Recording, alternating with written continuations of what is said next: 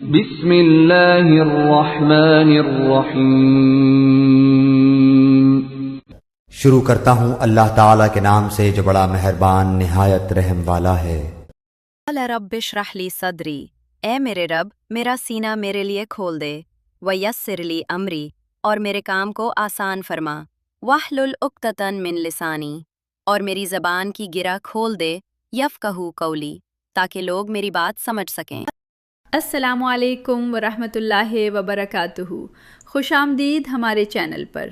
آج ہم قرآن پاک کے پہلے پارے کا آسان اور مختصر خلاصہ بیان کریں گے۔ پہلا پارہ سورۃ الفاتحہ اور سورۃ البقرہ کی ابتدائی آیات پر مشتمل ہے۔ آئیے جانتے ہیں کہ اس پارے میں اللہ تعالیٰ ہمیں کیا اہم پیغام دیتے ہیں۔ پہلا پارہ قرآن مجید کی ابتدا پر مشتمل ہے، جس میں سے سورۃ الفاتحہ مکمل اور سورۃ البقرہ کی ابتدائی آیات شامل ہیں۔ سورۃ الفاتحہ میں اللہ تعالیٰ کی حمد و ثنا بیان کی گئی ہے۔ اسے رب العالمین، رحمان اور رحیم کہا گیا ہے اور یوم جزا کا مالک بتایا گیا ہے۔ اس صورت میں بندہ یہ اقرار کرتا ہے کہ ہم صرف تیری ہی عبادت کرتے ہیں اور تجھ ہی سے مدد مانگتے ہیں اور سیدھے راستے کی ہدایت طلب کرتے ہیں۔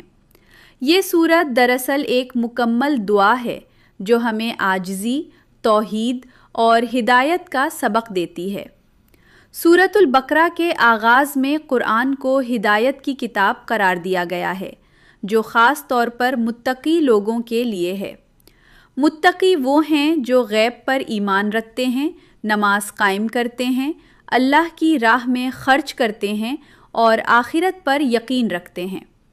اس حصے میں 3 قسم کے لوگوں کا ذکر کیا گیا ہے: مومن، کافر اور منافق۔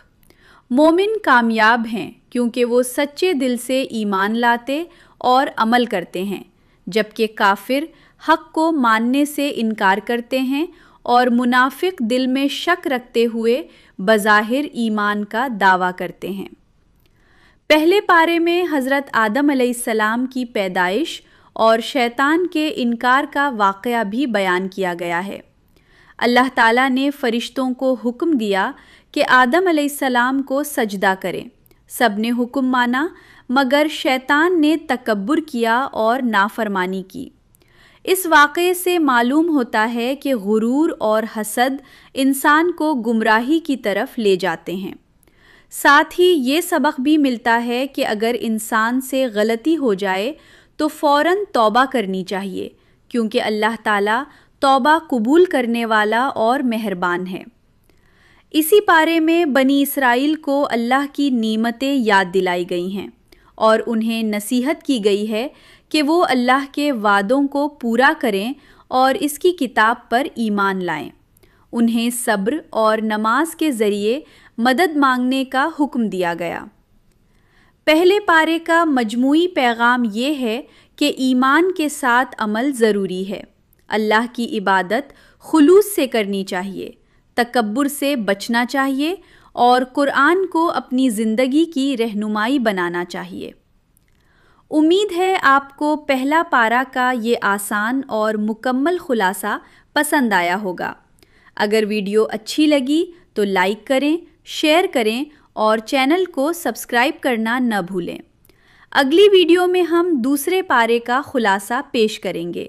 اللہ تعالی ہمیں قرآن سمجھنے اور اس پر عمل کرنے کی توفیق عطا فرمائے۔